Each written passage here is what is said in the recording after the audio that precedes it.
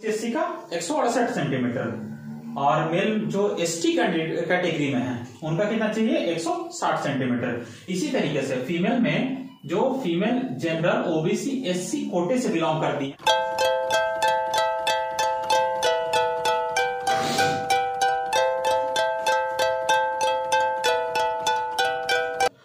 जय हिंद मेरे प्यारे साथियों, आप सभी का मेरे इस नए वीडियो में स्वागत है। जैसा कि आप सभी लोगों को थंबनेल देखकर पता चल ही गया होगा कि आज हम किस टॉपिक पे बात करने वाले हैं।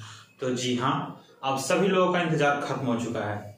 बहुत लोग बहुत दिन से तैयारी कर रहे थे और कोई वैकेंसी वैसा आ नहीं रहा था जिसमें वो जा सके, क्योंकि एक बहुत बड़े लेवल में तैयारी करना और किन्हीं को वर्दी का शौक होता है। तो उसमें अभी तो करंट में 2 वैकेंसी चल रही है। आप लोग की तो चांदी हो गई। पहले जीडी चल रहा था, अब जीडी का खत्म होते होते आपका यूपी पुलिस आ गया। तो जी हाँ, आज इस वीडियो में हम पूरी तरीके से यूपी पुलिस वैकेंसी जो 2023 में आई है, कितनी आई है 60,244 वैकेंसी, हम आज उसके बारे में बात करने वाले हैं और डिटेल में बात करने वाले हैं। तो वीडियो में बने हुए रहिएगा और वीडियो को दूर दूर तक जिनको भी इस वीडियो की जरूरत है, जो भी वैकेंसी फिल करेंगे, तो उनको जो है इस वीडियो को भेज दीजिएगा ताकि उनको ये जानकारी मिल सके। तो चलिए हम आज बात करने वाले हैं यूपी पुलिस वैकेंसी के बारे में जो भी नई आई है। तो इसमें वैकेंसी, सबसे पहले तो वैकेंसी के बारे में वैकेंसी, तो आपको पता है कि वैकेंसी कितनी है, तो 60,244 वैकेंसी है। कितना है 60,244 वैकेंसी है टोटल जो वैकेंसी है। उसमें अब आप कैटेगरी वाइज देख लीजिए, तो जो यूआर हो गया, फिर ईडब्ल्यूएस हो गया, ठीक है, उसके बाद ओबीसी, फिर एससी और फिर एसटी, इनमें कितना कितना वैकेंसी है ये देखना है। तो यूआर की जो वैकेंसी है वो 24,102 वैकेंसी है, यानी कि ये अनरिजर्व वैकेंसी है, इस पे कोई भी फाइट कर सकता है, ठीक है। अब आ जाते हैं कि आरक्षित कैटेगरी में क्या कितनी कितनी वैकेंसी है। तो 6,024 वैकेंसी, 6,024 वैकेंसी ईडब्ल्यूएस को दी गई है, जिसमें 10% जो आरक्षण होता है उस पे। ओबीसी के लिए 16,264 वैकेंसी दिया गया है ओबीसी को, और फिर 12,650 जो वैकेंसी है ये आपको एससी के लिए दिया गया है, और एसटी के लिए 1204 वैकेंसी है। ये बॉयज और गर्ल्स को मिला करके, ऐसा नहीं कि हम क्लियरली अलग अलग बता रहे हैं, ये बॉयज और गर्ल्स को मिला करके इतनी वैकेंसी आई है। और ये टोटल कितना हो जाता है, तो जोड़ लीजिए 244, ठीक है। इतनी वैकेंसी आपके पास है, और इतनी वैकेंसी में आपको सीट कितना चाहिए, 1 सीट चाहिए। तो आप मान के चलो कि ये अपना अपना घटा लो, यहाँ पर 44 नहीं 43 वैकेंसी है, तो उसके लिए अगला आप मान के चलो 42 वैकेंसी है, यानी कि 1 वैकेंसी मेरा है एकदम कर। अब एक बात और ध्यान लो, ये जो इतना है ये यूपी के लोगों के लिए है, ठीक है, ये यूपी के बच्चों के लिए इतनी वैकेंसी है, इतनी वैकेंसी वो फाइट करेंगे। बट अगर कोई बिहार से, राजस्थान से, झारखंड से, कहीं से अदर स्टेट से भरना चाहता है, तो उसके लिए कितनी वैकेंसी है, तो उसके लिए कुल वैकेंसी का 10% होता है, कुल वैकेंसी के 10% पे वो फाइट करते हैं। तो अदर स्टेट के लिए कितना है, अदर स्टेट के लिए 10%, और 10% क्या है, तो कर लीजिए 6024, इतनी वैकेंसी मान के चलेगी, यानी कि 6,024 वैकेंसी का फाइट करोगे, 10% अदर स्टेट को दिया जाता है, यानी कि 6,024 वैकेंसी आपके लिए है। क्लियर। तो ये तो वैकेंसी की चर्चा हो गई, ठीक है। अब एक चीज और इसमें पूछा जाता है कि ये वैकेंसी है किस पे, 10th बेसिस है, 12th बेसिस है, ग्रेजुएशन बेसिस है, किस पे है। तो याद रखिएगा ये जो यूपी पुलिस की वैकेंसी है ये 12th लेवल पर है। अगर आपने इंटरमीडिएट का एग्जाम दे दिया है, ठीक है, इंटरमीडिएट अगर आपका हो गया है, तो आप इस वैकेंसी को फिल करने के लिए एलिजिबल हैं। समझ में आ गया, ये आपकी वैकेंसी हो गई। अब आ जाते हैं इसमें जो है एज काउंट का, सबसे ज्यादा जो बेहतरीन चीज है, ये तो वैकेंसी हो गई, बट एज कब से कब तक, गर्ल्स का एज कब से कब तक, बॉयज का एज कब से कब तक। तो अब आप यहां पर देख सकते हैं कि जो एज काउंट आपका है, यानी कि एज कब से कब तक होता है। तो एक बात हमेशा ध्यान रखें, लड़कों की जो एज है वो 18 से 22 साल लिया जाता है, और लड़कियों का जो एज है वो 18 से 25 साल तक आप फॉर्म को भर सकते हैं। बात समझिएगा, 18 से 22 साल तक जो है लड़का का और 18 से 25 साल तक लड़कियों का भरा जाता है। अब एक बात और कि इस वाली वैकेंसी में जो आपकी 2023 की जो वैकेंसी है, ये मतलब इसमें एज काउंट कब से लिया गया है? तो कोई ये नहीं, बस डायरेक्ट एक बात जान लीजिए कि बॉयज का जो है वो 2 जुलाई 2001 से 2 जुलाई 2001 से 1 जुलाई 2005 तक का, 2 जुलाई 2001 से 1 जुलाई 2005 के बीच में जिनका भी डेट ऑफ बर्थ है वो सभी इस फॉर्म को भरने के लिए एलिजिबल हैं।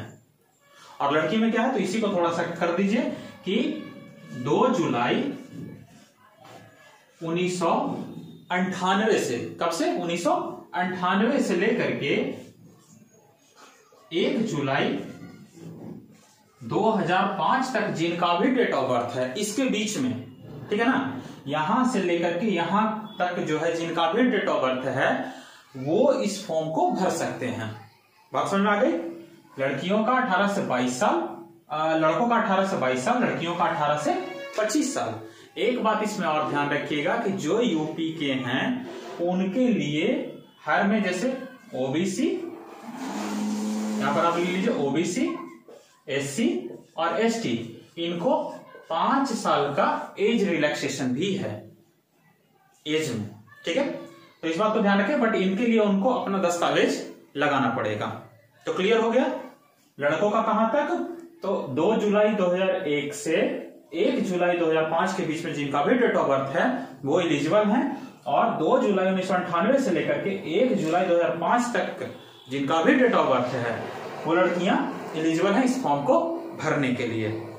अब अगर आप ऑनलाइन डेट की बात करते हैं कि कब से जो है आपका फॉर्म ऑनलाइन होगा, तो एक बात हमेशा ध्यान रखिए कि ऑनलाइन जो आपका फॉर्म यूपी पुलिस का स्टार्ट होगा वो 27 दिसंबर 2023 से स्टार्ट हो रहा है, और यहां से शुरू हो रहा है, और 16 जनवरी 2024 को आपका लास्ट डेट है। 16 जनवरी 2024 तक आपका लास्ट डेट है। ये ऑनलाइन के लिए है। ये किसके लिए है? जो ऑनलाइन करेंगे। अगर आप चालान के थ्रू जो है आप पेमेंट करना चाहते हैं तो आपके लिए दिया हुआ है 18 जनवरी 2024 तक, यानी कि फॉर्म कब से ऑनलाइन स्टार्ट होगा? 27 दिसंबर 2023 से, और लास्ट डेट कब है? 16 जनवरी 2024, ठीक है? अगर इसके बीच आप रजिस्ट्रेशन करा देते हैं तो आप जो है वो ई चालान के माध्यम से पेमेंट जो है 18 जनवरी 2024 तक आप ई चालान को जमा कर सकते हैं।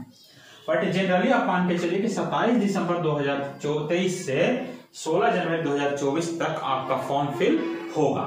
इस बात का खास ख्याल रखें, ठीक है? अब एक चीज और इसी में ध्यान दीजिए कि आखिर जो यूपी पुलिस की, चूंकि जो भी आदमी नौकरी करता है तो वो पैसे के लिए करता है, तो हमें पता होना चाहिए ना कि हाँ आपका जो है वो कितना पैसा आपको इसमें मिलेगा। तो एक बात हमेशा ध्यान रखिए कि इसका जो ग्रेड पे है, ग्रेड पे इसका है 2000 ग्रेड पे का ये जॉब है। इसमें आपका बेसिक जो होगा वो बेसिक आपका सैलरी कितना होगा? बेसिक आपका जो सैलरी है वो 21,700 से शुरू होगा। कितना से शुरू होगा? 21,700 आपकी बेसिक सैलरी है, ठीक है? इसके बाद अलाउंस वो अलग बात है, वो आपका स्टेट वाइज जो मिलता है वही डीए टीए जो भी मिलता होगा वो आपका वो डिपार्टमेंट जाने। ये आपका मिलता है बेसिक, इसका आपको यहां से स्टार्ट होगा। अब आ जाते हैं हम लोग कि इसकी भर्ती प्रक्रिया है क्या क्या, मतलब इसमें क्या होगा, फिजिकल है, रिटन, कैसे कैसे मतलब ये प्रक्रिया ले आता। तो आप लोग को ये बता दें कि इसकी जो प्रक्रिया है, जो इसका है वो यूपी पुलिस का वो 4 स्टेज में होता है। कितने स्टेज में है? 4 स्टेज में। और वो क्या क्या है? तो सबसे पहले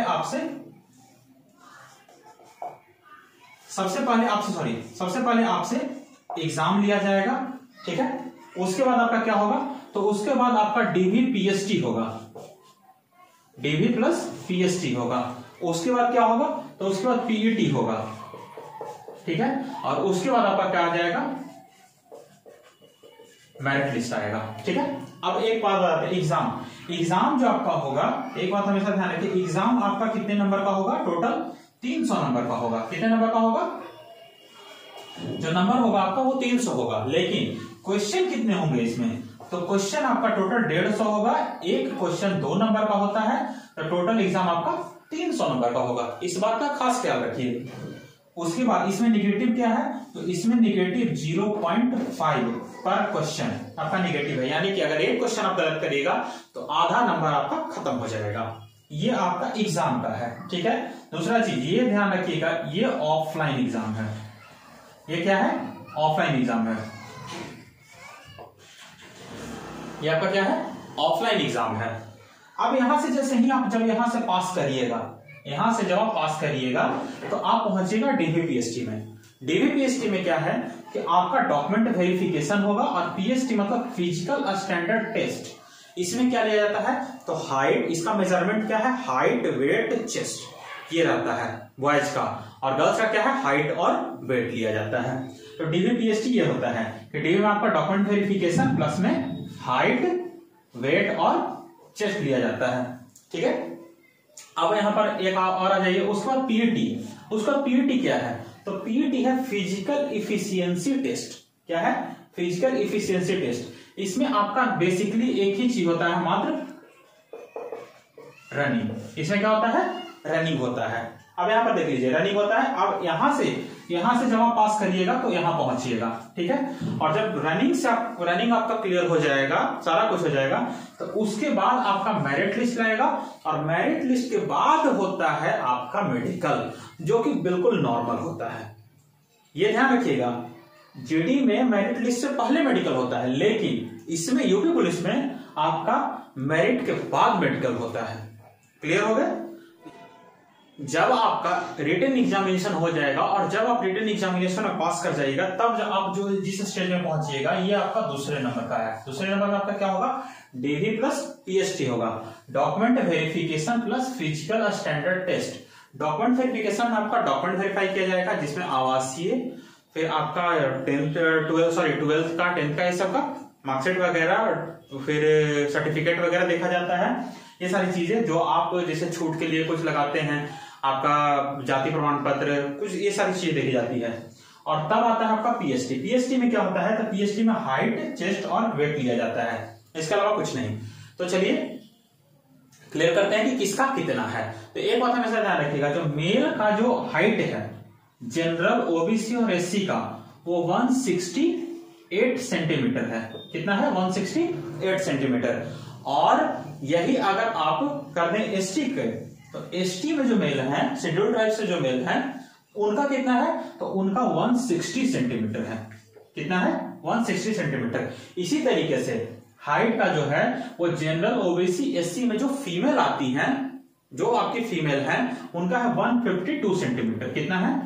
152 सेंटीमीटर उनका हाइट चाहिए। और उनका जो है, और जो एसटी में फीमेल आती है, उनका कितना चाहिए?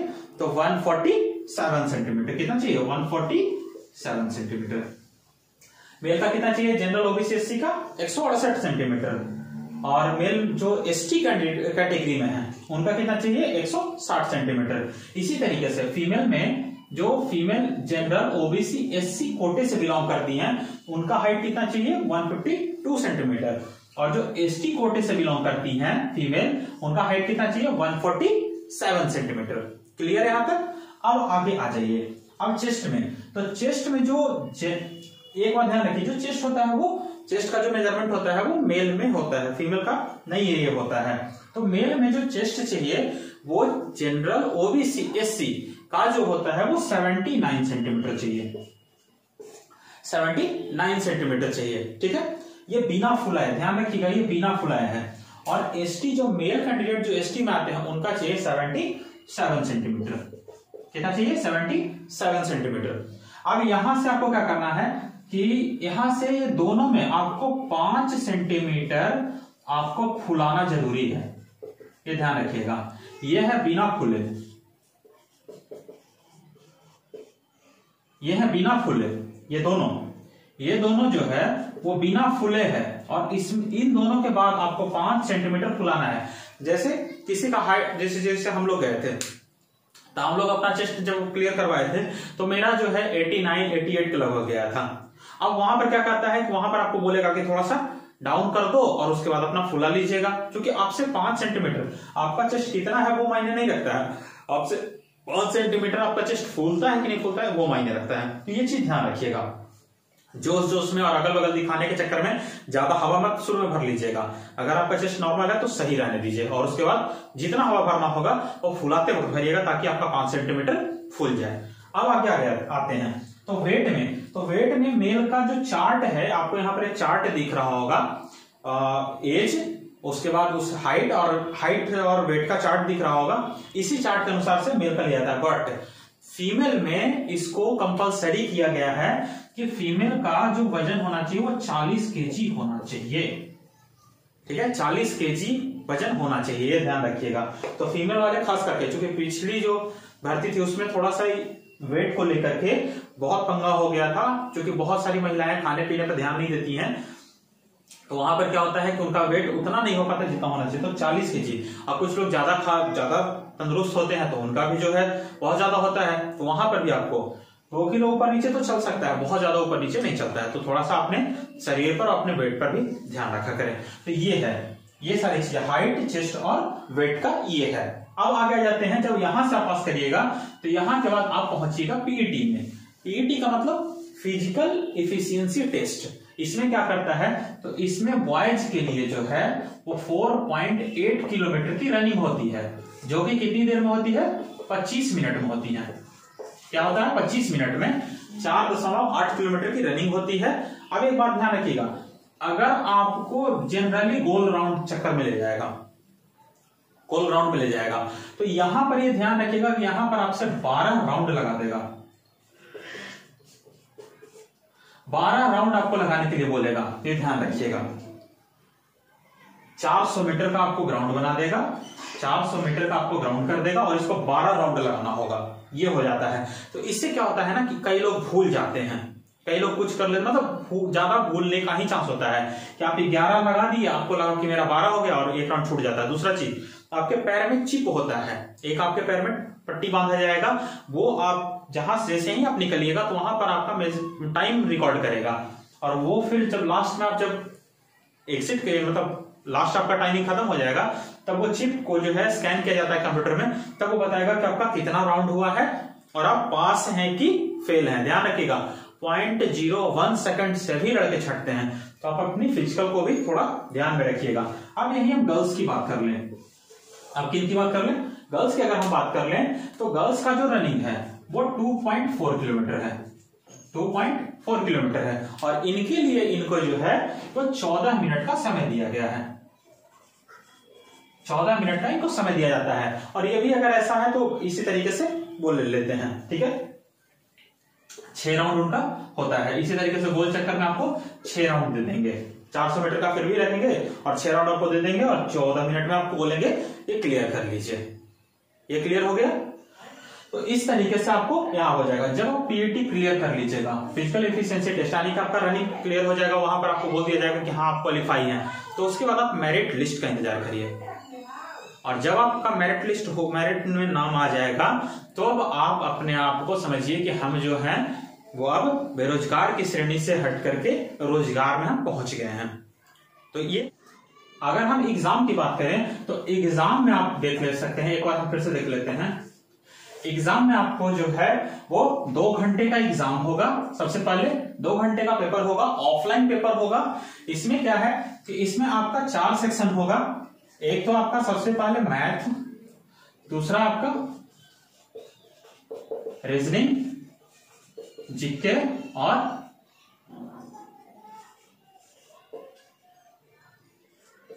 हिंदी।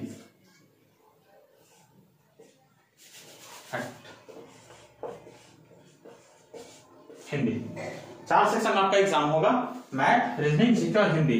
ये 2 सेक्शन, इसमें ये आप क्लियर नहीं कर सकते हैं कि किस सेक्शन से कितना क्वेश्चन पूछा जाएगा, ये मत करिए। बट इन चारों सेक्शन को मिला करके, ये चारों सेक्शन को मिला करके जो है, ये चारों सेक्शन को मिला करके टोटल 150 क्वेश्चन आपसे पूछे जाएंगे, जिनका कुल वेटेज 300 नंबर का होगा। जिनका कुल वेटेज जो होगा वो 300 नंबर का होगा, इस बात का ध्यान रखिएगा। और इस 300 नंबर में आपको 0.5 नंबर पर क्वेश्चन आपका जो है वो निगेटिव मार्किंग होगा। जो निगेटिव मार्किंग है, निगेटिव जो है वो 0.5 नंबर पर क्वेश्चन है। मतलब अगर आप एक क्वेश्चन गलत करते हो तो आपका आधा नंबर चला जाएगा, 0.5 नंबर चला जाएगा, ठीक है। यानी कि अगर सरल भाषा में कहें तो अगर आप 4 क्वेश्चन गलत करते हो तो आपका एक क्वेश्चन का जो 2 नंबर है वो क्या हो जाएगा, चल खत्म हो जाएगा, ऐसे मान के चलिए, ठीक है। तो ध्यान इतना ही रखना, बट ये ध्यान रखना है कि बहुत ज्यादा हाई लेवल का नहीं होता है एग्जाम। आप मेहनत अगर करोगे तो आराम से आप तैयारी कर लोगे, क्लियर कर लोगे। और एक चीज और, इसका जो एग्जाम डेट है, एग्जाम जो डेट है, इसका जो एग्जाम डेट है वो माना गया है कि फरवरी में आपका एग्जाम डेट हो जाएगा, मिड फरवरी, 11 फरवरी से लेकर के 11 से 15 फरवरी के बीच में इसका एग्जाम डेट पॉसिबिलिटी किया गया है कि इतने के बीच में हम ले लिए, मतलब एग्जाम हो जाएगा। तो ये ध्यान रखिएगा। इसमें आपको कुछ नहीं है, मैथ है, रीजनिंग है, जीके और हिंदी है।